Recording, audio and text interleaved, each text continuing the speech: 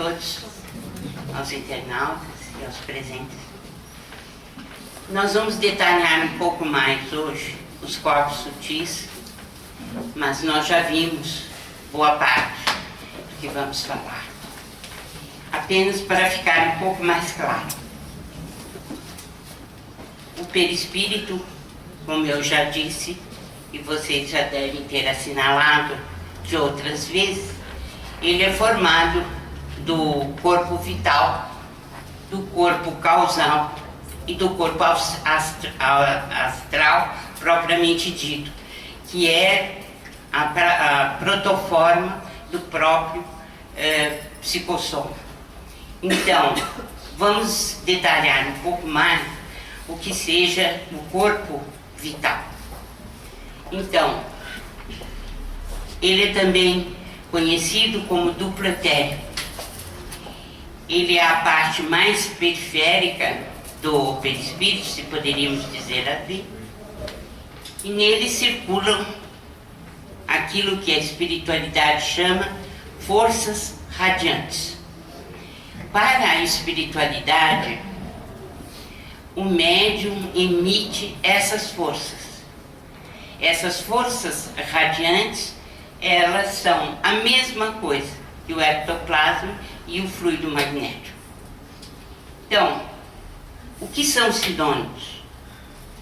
Ectoplasma, fluido magnético, fluido vital. Na verdade, o duplo etérico é o laço semimaterial que une o espírito à matéria. Por isso é que ele desaparece após a morte física. Então, a parte que nós estamos estudando do corpo vital ou do duplo etérico, a tendência de o que provavelmente vai acontecer e acontece é que a gente perde esses elementos após a morte física. E como eu já disse também da outra vez, quem quiser saber mais sobre o princípio vital, deve ler o capítulo 4 do Livro dos Espíritos, onde a gente tem tudo explicado. Na questão 427 de O Livro dos Espíritos, nós aprendemos sobre a natureza do fluido magnético, que é o fluido, nós poderíamos chamar de fluido vital, de eletricidade animalizada, e que são modificações do fluido universal ou do fluido cósmico, ou da matéria cósmica, ou, enfim, das diferentes denominações que André Luiz coloca em Evolução em Dois Mundos, no primeiro capítulo. Relembrando Allan Kardec, há na matéria orgânica um princípio especial, inapreensível e que ainda não pode ser definido: o princípio vital. Ativo no ser vivente, esse princípio acha-se extinto no ser morto, mas nem por isso deixa de dar à substância propriedades que a distinguem das substâncias inorgânicas. É dizer, que é esse princípio vital, que dá as propriedades orgânicas. Por quê? Porque ele permite a atuação do espírito sobre a matéria.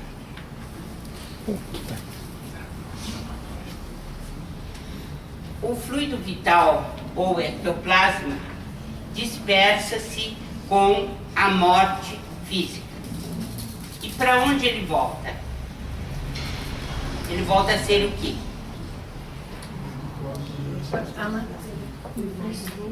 Ele volta a ser o quê?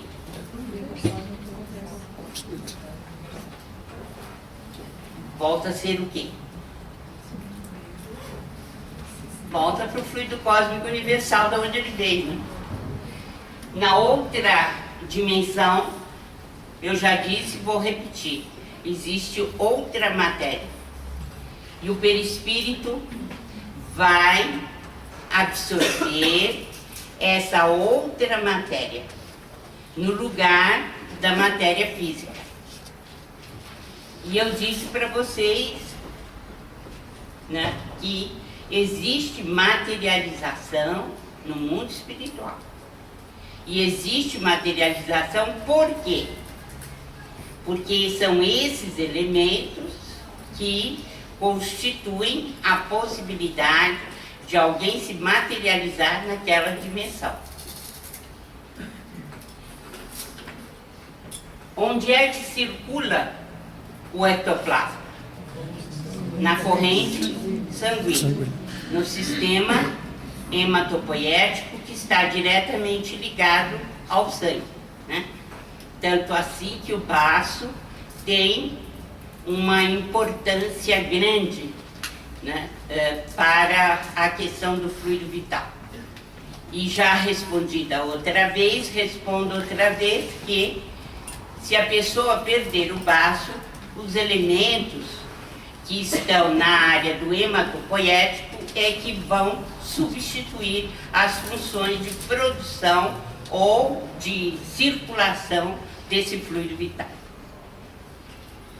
Bem, outra coisa que eu quero recordar aqui, que já falei também, os espíritos protetores, os guias, que se aproveitam do médium passista para transmitir os seus próprios princípios em favor do doente. Então, ele é capaz, através do passe, não apenas de aproveitar o fluido vital que o passista tem, mas de transmitir os seus fluidos, que são também importantes para a recuperação do paciente.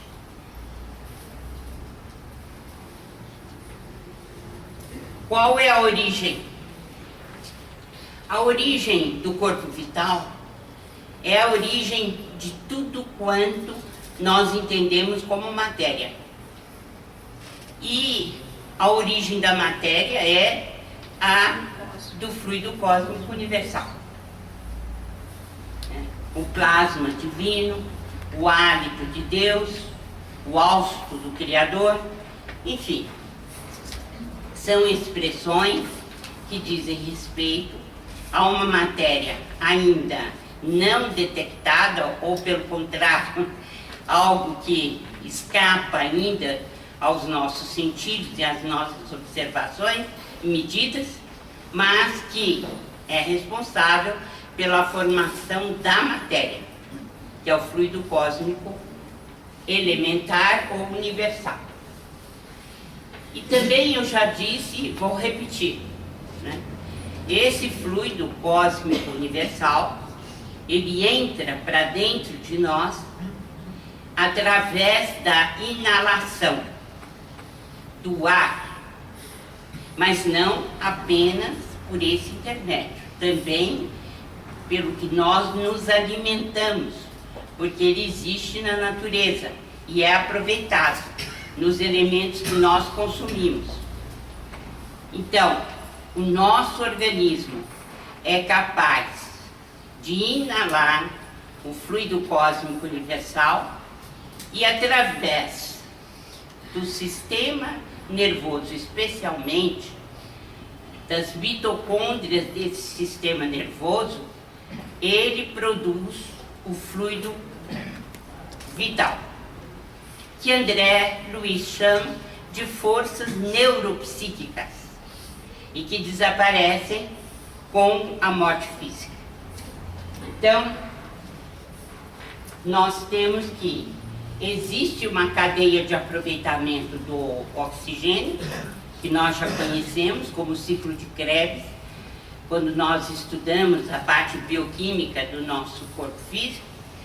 E esse ciclo de Krebs, que está diretamente ligado à mitocôndria, mas ela não apenas produz aquilo que é necessário para dar força para as nossas células, para o seu metabolismo normal, mas também essa produção importantíssima, que é a da energia vital ou do fluido vital. Então, ela também é responsável por isso.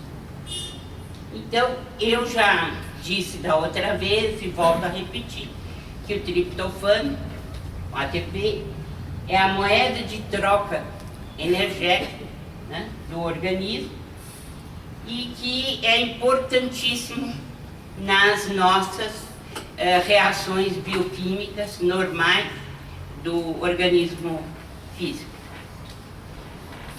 De modo que as mitocôndrias são consideradas pelos espíritos reveladores como sendo os bióforos.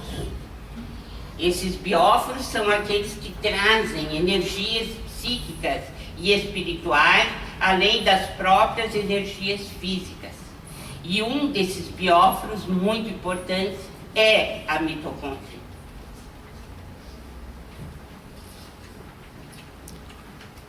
Então, por intermédio das mitocôndrias, que podem ser consideradas acumulações de energia espiritual em forma de grânulos, assegurando a atividade celular, a mente transmite ao organismo físico, a que se ajusta durante a encarnação, todos os seus estados, felizes ou infelizes, equilibrando ou conturbando o ciclo de causa e efeito das forças por ela própria libertadas nos processos endotérmicos mantenedores da biossíntese. Isto tudo quer dizer o seguinte, 2 pontos. Tudo aquilo que nós pensarmos para o bem ou para o mal tem repercussão dentro da célula. E essa repercussão pode, portanto, ser positiva ou negativa. A reprodução positiva seria a de bem-estar, de equilíbrio da célula, de processos que são considerados, então, normais, dentro da homeostase que nós precisamos no nosso organismo. Mas, se as nossas produções mentais forem negativas, se nós estivermos ligados a movimentos de ódio, de cólera, de impaciência, enfim, de sentimentos negativos, isto vai repercutir dentro da célula, porque a mitocôndria, que é um bióforo, tanto quanto os outros elementos da célula, estão aptos a receber a comunicação do espírito. E isso momento a momento da nossa vida. De modo que, quando nós falamos em suicídio indireto, o que nós estamos dizendo é que estamos vivendo perigosamente. Perigosamente do ponto de vista espiritual. Por quê? Porque estamos colocando do nosso organismo físico desequilíbrios a partir da maneira como vibra a nossa mente. E essas vibrações têm repercussões diretas sobre os bióforos, especialmente sobre as mitocôndrias. Então, todos os estados, felizes ou infelizes, repercutem sobre a célula. E nós podemos, sim, diminuir o número de anos da nossa vida por desgastarmos a célula inutilmente. De uma forma, por assim dizer, impensada, uma forma leviana de agir. E então, os nossos pensamentos, que nós consideramos sem nenhuma importância, ou aquelas pequenas brigas que temos, os desajustes, os estados de cólera, que nós julgamos que não é problema nenhum, é sim, é problema. E isso vai se acumular ao longo do tempo, desgastando a célula. E o que é pior, interferindo nos estados mitóticos, que são os estados em que as nossas células se dividem, e nessa divisão é possível nascer células que escapam ao controle normal, vão ao desequilíbrio e ao câncer. Então, muitas das infecções, muitos dos problemas cancerígenos nascem aí. Os problemas mentais, que nós julgamos que não tem importância nenhuma, mas que na verdade tem.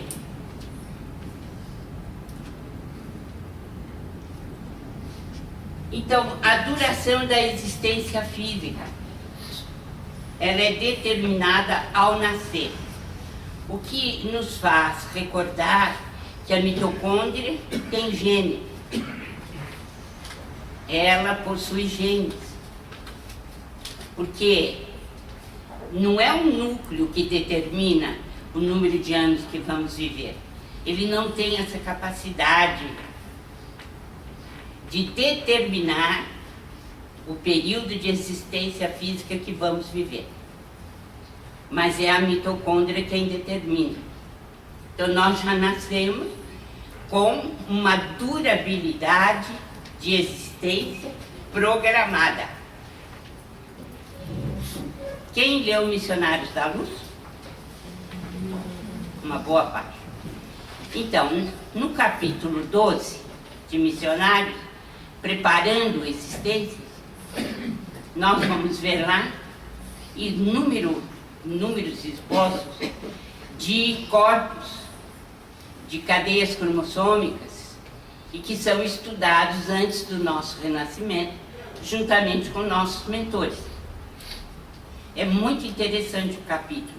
Eu recomendo, quem não se lembra, para ler de novo. E quem não leu, volte a ler. E lá tem uma parte muito interessante, quando um médico, ele está programando o seu genoma, né, seu mapa cromossômico, e a uma dada altura, o mentor fala com ele assim: você não acha que está tudo certinho, não? E aí começa um diálogo interessante, porque ele fala para o médico: por que você não coloca um pequeno defeito no seu pé? Nossa, ele levou aquele choque. Aí depois ele disse: sim, porque isso vai te livrar do problema da vaidade que te consumiu muitas existências. Mas o que eu estava querendo lembrar mesmo é, nesse mesmo caso, quando o mentor disse para ele: não me volte aqui antes dos 70 anos. O que significa que se ele voltar antes, o que ele fez? Se suicidou indiretamente. Então, vocês não tenham dúvida, cada pessoa aqui dentro dessa sala tem um número de anos para viver, e foi tudo consertado já. E eles sabem quando a gente volta antes, viu? E olha isso, sabem mesmo. Então, aqui eu volto a falar sobre a assimilação de oxigênio, eliminação do gás carbônico. Interessante porque a ciência está se encaminhando e está verificando que quando o estresse é oxidativo, elimina mesmo o trabalho celular. Isso já indicando que quando nós não sabemos viver com o estresse positivo, mas dentro do estresse negativo, nós encurtamos a existência. Então, a ciência já está evoluindo a tal ponto que está mostrando isso daí, ó. Que a cadeia de oxigênio é importantíssima e que essa cadeia está ligada à mitocôndria e que nós temos meios de avaliar se estamos indo bem ou não do ponto de vista de aproveitamento da existência. Nosso organismo é capaz de dizer isso, né? Então, o ectoplasma é produzido, tem uma produção determinada geneticamente, através dos genes da mitocôndria. E o mais interessante, e que eu já disse aqui, é que a mitocôndria está sendo diretamente implicada já na apoptose, que seria a morte celular. Então, nós estamos encaminhando, caminhando para conquistas científicas muito importantes e que vêm, dar respaldo à revelação científica feita por André Luiz, por exemplo, em 1958, com o Evolução em Dois Mundos, e nós já caminhamos para 45 anos de revelação. Então, aos poucos, nós estamos concluindo o que os espíritos já nos disseram. Então, do que seria constituído o ectoplasma?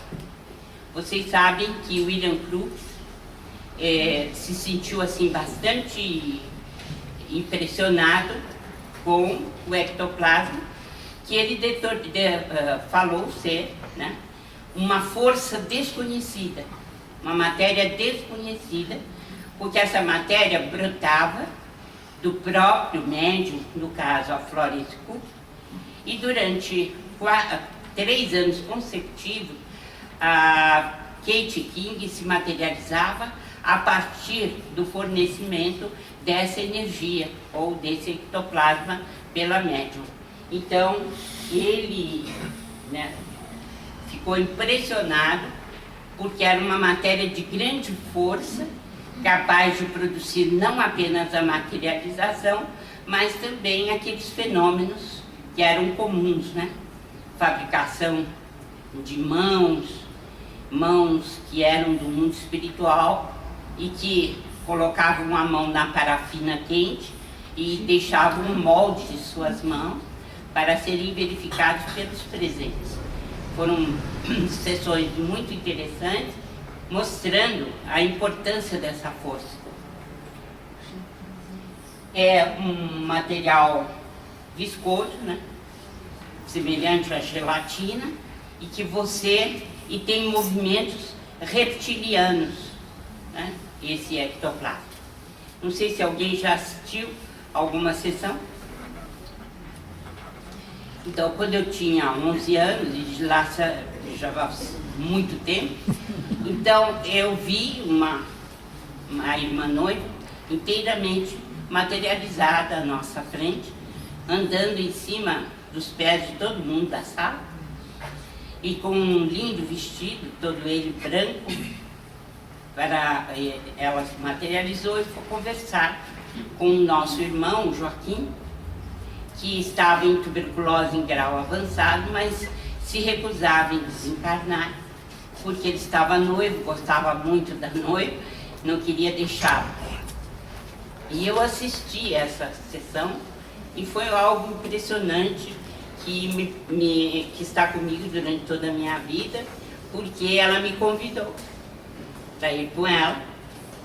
Ela se formou no meio da sala, a médium estava nos pés de todos os assistentes, e ela então, toda vestida de noiva, e eu dei a mão a ela, era uma mão normal, quente, que nada tinha de assustadora, dos fantasmas função apresentada, e nós duas fomos para a beira da cama do paciente e eu a vi conversar com ele. Uma voz muito doce, muito carinhosa, e depois eu a vi desaparecer no meio da sala como ela tinha vindo.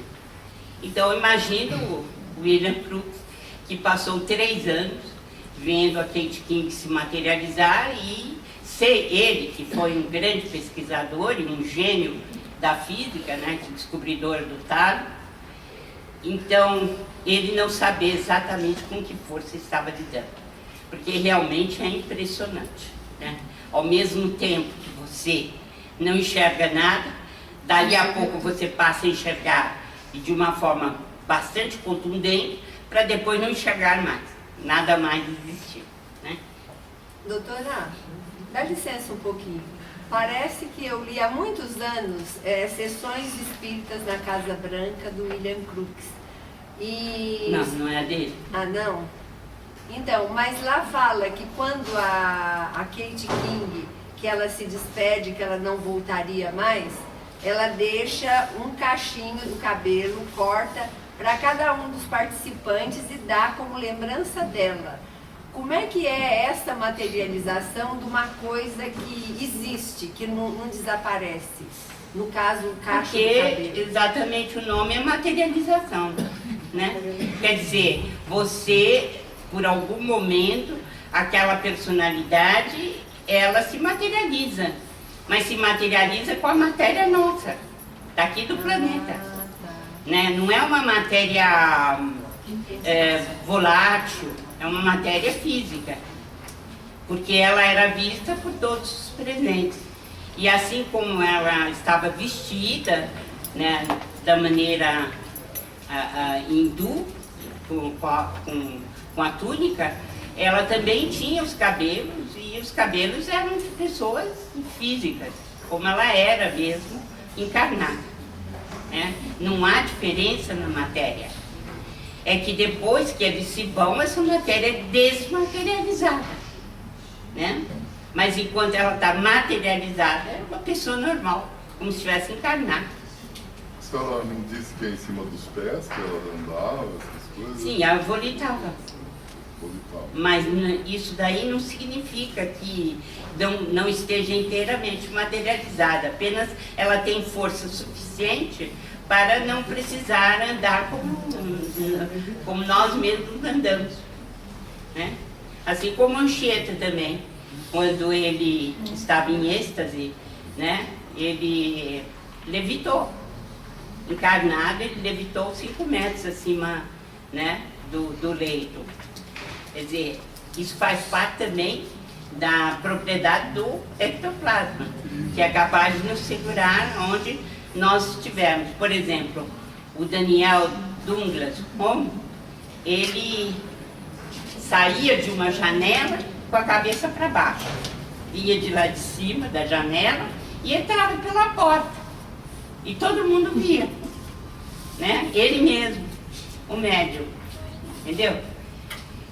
O que é possível fazer com o ectoplasma é inimaginável ainda, né? Para nós. É isso aí. Bem, aqui, recordando a outra aula também, constatei que esta força é emitida por pulsações intermitentes sob a forma de uma pressão. William Crookes. Imagina, né, ele na qualidade de cientista, quanta vontade ele não teve de estudar essa força, né? Sem possibilidade de fazê-lo. Não havia tecnologia para isso. E até hoje não quis. E André Luiz fala a respeito do duplo etérico. E vocês podem ver nos domínios da mediunidade. Ele diz o seguinte: o duplo etérico é formado por emanações neuropsíquicas que pertencem ao campo fisiológico e que por isso mesmo não consegue manter maior afastamento da organização terrestre, destinando-se à desintegração, tanto quanto ocorre ao instrumento carnal por ocasião da morte renovadora. Então aqui ele está reafirmando que o duplo etérico é formado de emanações neuropsíquicas, tem produção física, né? Produção do sistema nervoso. E o que gerou esta elucidação dele, que está no livro Nos Domínios da Mediunidade, foi que o Antônio, o médium da casa espírita, ele saía desdobrado quando estava na sessão de psicofonia. Ele saía, ia até onde estava o espírito e conversava com o espírito e voltava contando qual tinha sido a conversa dele com aquele espírito. Era uma comunicação também, mas uma comunicação diferente, por desdobramento. E uma das vezes, e é exatamente aqui que ele faz, André Luiz explica, ele tentou sair em desdobramento. Todo mundo sabe o que é desdobramento aqui? Todo mundo? Quem não sabe, levanta a mão. É bom. Desdobramento é a experiência fora do corpo. Né? O espírito sai, o corpo está encarnado, ele sai, e ele pode sair com consciência ou inconsciente. Mas ele é capaz de ir nos lugares e depois escrever o que ele está vendo. E o Antônio fez isso. Quer dizer, tentou sair. Mas quando ele saiu, o que ele fez? Ele saiu levando o duplo etérico com ele. Então ele saiu meio monstrengo, parecia um fantasma alaranjado, azul alaranjado. Imagina o aspecto. Aí o mentor falou, não, volta. Você não pode sair com o duplo etérico. Você não pode sair com isso, porque as suas células não suportariam e você poderia desencarnar. Por isso que André Luiz está explicando aqui o que é o duplo etérico. E por que ele desencarnaria? Agora a pergunta é para vocês. Por que ele desencarnaria saindo com o duplo etérico? Por causa das energias básicas que o corpo e o duplo etérico mantinham, né? O duplo etérico mantinha também a estabilidade do corpo. Porque sem o duplo etérico não existe reação bioquímica no nosso corpo. Nós não conseguimos manter o metabolismo básico. Morre mesmo. Então é outra escala de Mendeleev, né? Aquém do hidrogênio além do urânio. E ora ele é visível, ora não. Quando ele não é visível, ele é gasoso. Então não se enxerga. E a escola vitalista, como eu já falei na outra vez, né? Que são campos, agora são considerados, na visão mais moderna da escola vitalista, como sendo campos informacionais e materiais. Essa é a designação que Rupert Sheldrake dá a esses campos de força, o que torna bem mais fácil de compreender, embora a gente não possa definir que campos são esses, né? Mas nós podemos imaginar que são, né, campos informacionais e que, segundo Rupert Sheldrake, faria o molde da matéria viva. Ele que preside a embriogênese. E o corpo causal? Alguém tem ideia do que seja corpo causal? Primeiramente, eu quero perguntar o seguinte: esses corpos, como é que eles estão distribuídos no perispírito o corpo espiritual? Como é que eles estão ali? São camadas tipo cebola. E essas camadas, elas devem ter o quê? Frequências diferentes de ondas. E atuam diferentemente dentro do perispírito. E o perispírito atua no corpo físico com essas camadas. Né? Bem, para definir o que é corpo causal, nós vamos pegar o que os espíritos dizem. Verificamos que o corpo causal é o ponto de registro, o banco divino, onde se encontram os nossos débitos e os nossos créditos. Constituem a fala de Lísias em nosso lar. Na tarefa reencarnatória, tudo isso que eu estou falando está como revelação de Lísias. Na tarefa reencarnatória, nós nos purificamos pelo esforço da lavagem. Quer dizer que a existência física tem uma finalidade precípua, que é a da limpeza desse corpo. E esse corpo precisa ser limpo quando as nossas ações passadas ou fizeram nele as nódoas com as quais nós reencarnamos. E o que é que traz essas nódoas para o corpo causal? A ausência do bem, a prática do mal. Tudo, mas absolutamente tudo que nós fizermos a outrem, volta para nós. A primeira pessoa que recebe o mal que fazemos somos nós mesmos. Não adianta a gente se iludir. Tudo aquilo que fazemos de mal para outrem, volta invariavelmente para nós. E somos os primeiros a receber.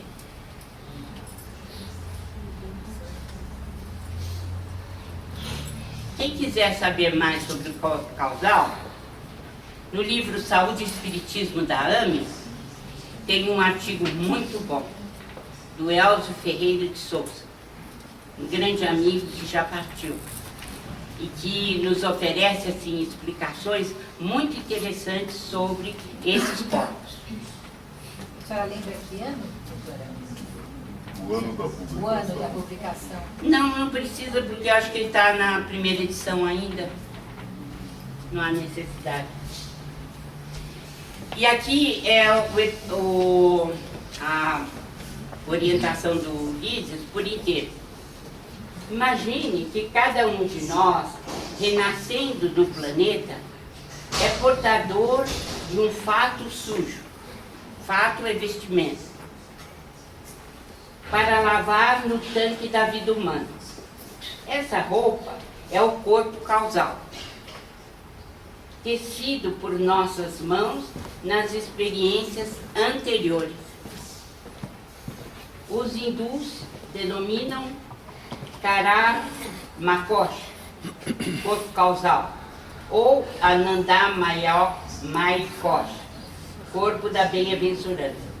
Porque o corpo causal, ele passa a emitir luz no momento em que você zera o seu karma, em que você pagou tudo, você purificou o corpo causal. Aí ele é um corpo de luz. Naturalmente, porque se reportam a ele quando devidamente depurado. Esse outro, Ananda Maikosh.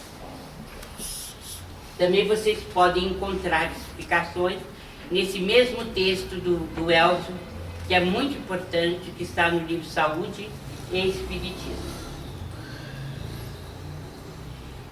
Vamos ver alguma coisa sobre aura. O perispírito não se acha encerrado nos limites do corpo como uma caixa. Por sua natureza fluídica,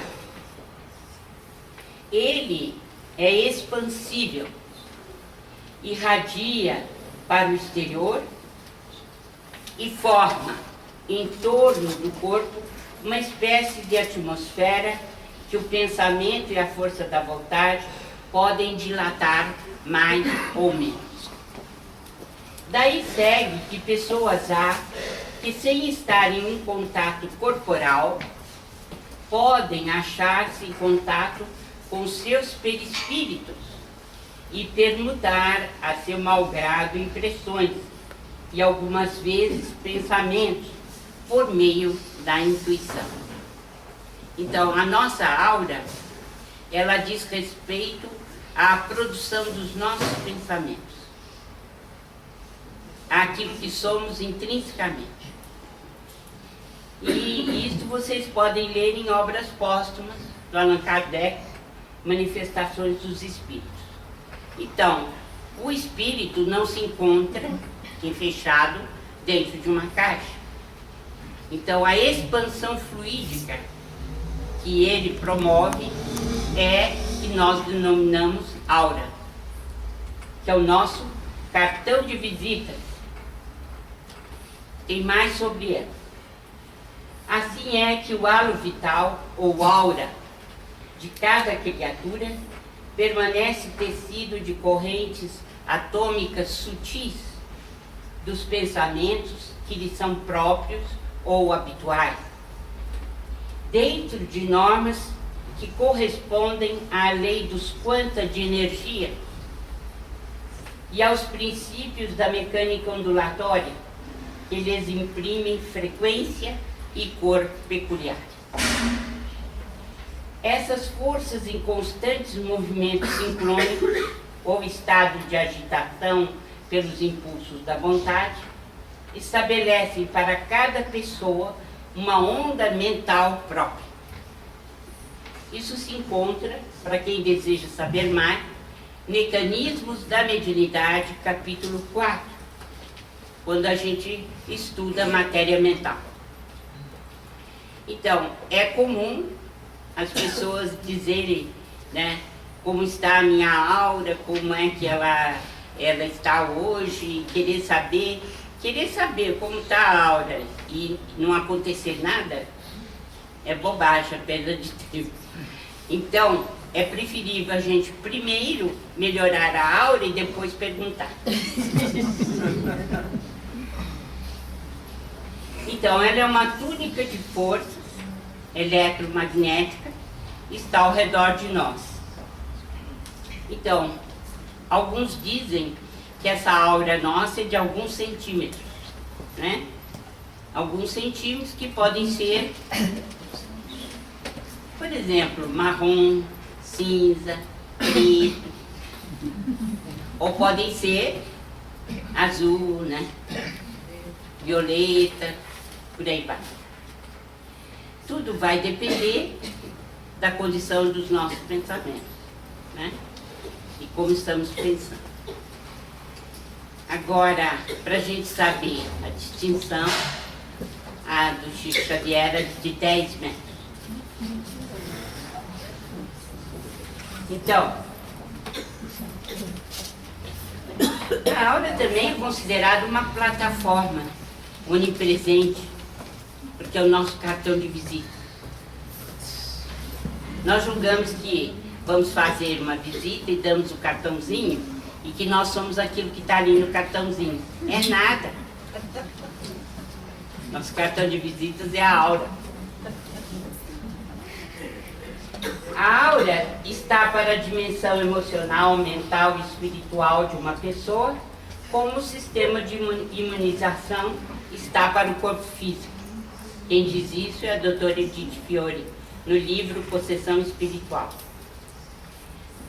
E assim como o sistema de imunização enfraquecido deixa o indivíduo suscetível a doenças e infecções, assim uma aura enfraquecida gera vulnerabilidade à invasão dos espíritos.